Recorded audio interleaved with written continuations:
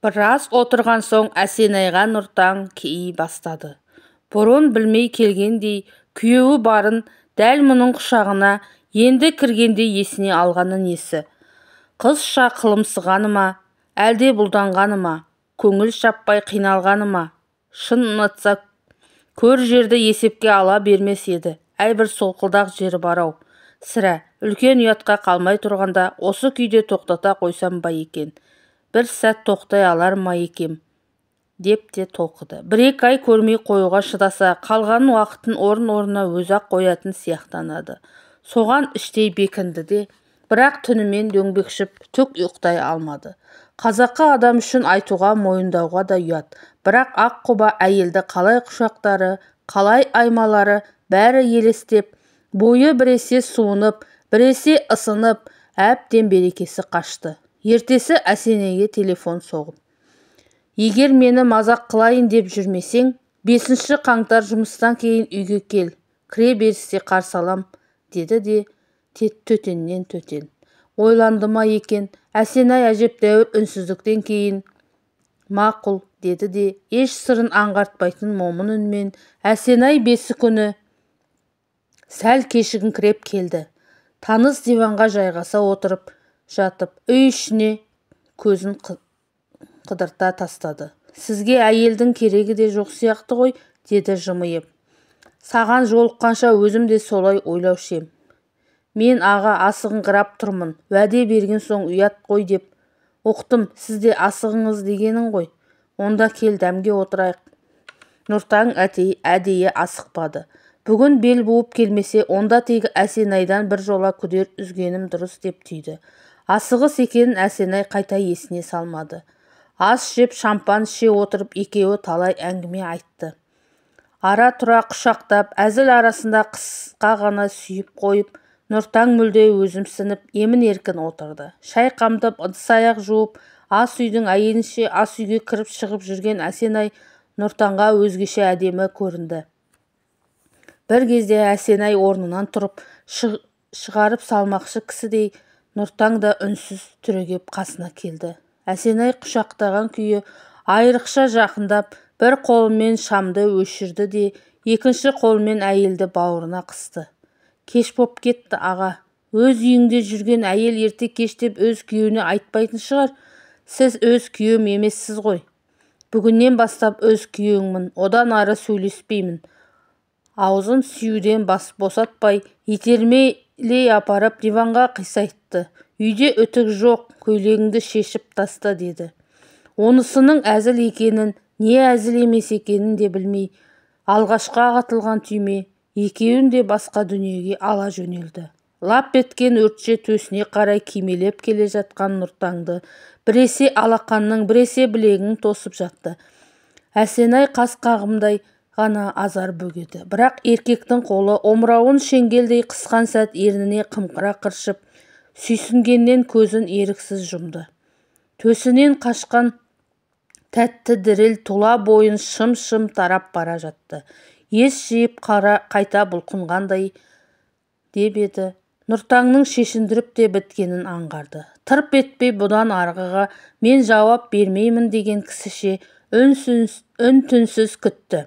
Омыраудан сырғыған ыстық алақан кіндік бойлап кеп, кілт қайтадан төске көтерілді.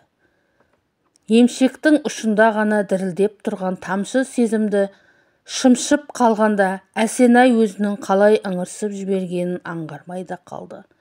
Қымсыну мен қысылудың табиғи тәттілік ақыры жеңді. Осылайша екі-үш дүркін жолыққан соң барып Әсенай күтпеген қылық көрсетті. «Аға, арға ұзамай тұрғанда осыны доғарсақ қайтеді», деді. «Әйел адамға лайықсыз екен. Тегі 2 күйеуім бар сияқты. Сондықтан ажырас, бір жола менікі бол. Балаларды қайтем, олар мені өмір бақи кешірмейді ғой. Балаларым безіп кетсе қалған өмірімнің маған несі өмір? Өзіне тисем де тисем-ау» деген Әсенайдың ойы жоғын Нұртаң анық аңғарды. Бірақ оның күйеуімен 18 жыл отасса да, жыныстық жақындықта әлі тәжірибесіздігін, бойы балқып, ағытыла аймалағандығын білгендіктен ойына бір күдік сап ете қалды. Күйеуі бәлкім соншалықты салынып ішетін маскүнем де болмас. Одан суынатындай басқа да себебі бар шығар. Қалайда Әсенай тек көңілдестігі ғана қалайтын сияқты. Махаббаттың жауы үйлену депті ғой, батыс жақтағы біреу. Ол да бір негізге сүйенген болар, кім біледі. Нұртанға Әсенай айрықша тәтті. Өзін оның қойнында жаңа үйленген жас жұбайдай сезінеді. Ол айнымаған жас қалыңдық екенін, еркін аймаласып, орын алмасып, аунасқаннан өзін ерсі санайды. Оны әйелдікке баулу шексіз рахат. Ақ мәрмердей денесі сазан балықша бұлқынады. Бірақ бағынып қана басы артық қимылға бармайды. Нұртан оны жолына шатып сөйлетеді. Қолынан ұстап ап алақанымен аймалатады. Құшып сүйіп жатып қылығын зорға шығарады. Құдайдың берген артықшылығы болар. Қаншама шылқып терлесе де денесінен хош иісі өзгермейді. Өліп өшіп сүйе бергін келеді. Жас күнінде Әсенай өлең жазыпты. Ақын болмай қалғаным, ақын жандылығы әлі бар. Мен бір жаман әйел деп ойлап қалған шығарсыз, деді осы күзде ғана. Неге? Күйеуім, балаларым бар болса да сіздің қойныңызда жатқаным жоқ па? Жақсы әйел өсеті деп ойлайсыз ба? Біріншіден, мен жаман деп ойлаған әйелдің қойнында жатпаймын.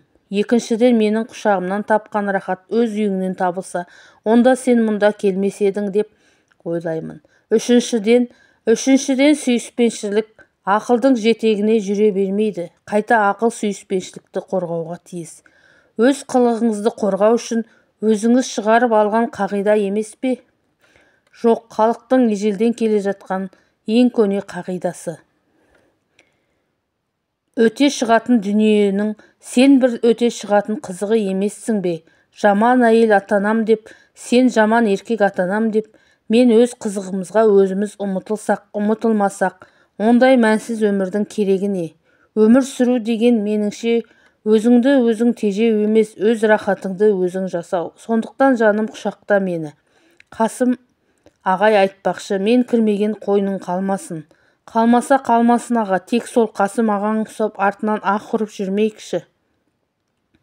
Үнсіз алқынып екеуі бір-біріне құмарта ұмытылысты. Сезімді ақыл құптаған осындай сәт еркек пен әйелдің ең бақытты сәті. Ондай биіктікте адамдар тек екеулеп қана жетеді. Әсенай жуынуға кеткенде Нұртан жалаңаш жүгіріп барып қаламға жармасты. Шат көңіліне бір шумақ өлең оралды. Жазып бітіп үстелден енді қайта бергенде Әсенай кіріп келді. Ой аға, деді бетін басып. Келе бер, деді Нұртан көрпенің ішіне қойып кетіп. Құдай біледі, мен туралы жаман бірдеңе жаздыңыз ба? Сен туралы жазғаным рас, оқимын, оқи ғой. Оқып шықты да үндемеді. Көрпені ысыра сыртынан қасына отырды. Үнсіз еңкейіп кеп, бірінші рет ернінен өзі сүйді. Мен ылғи дәл бүгінгідей жақсы көріп жүріңізші, деді сыбырлай құшақтап. Бұдан да жақсы көрем әлі жаным. Қазанның аяғы таман Нұртан жарты айға іссапармен Мәскеуге барып қайтты. Оралған күннің ертесіне Әсенай жұмысқа келіп жолықты. Қолында бүктеулі қағазы бар екен. Үнемдей қолына ұстатты да қайрылмастан қайтып шығып кетті.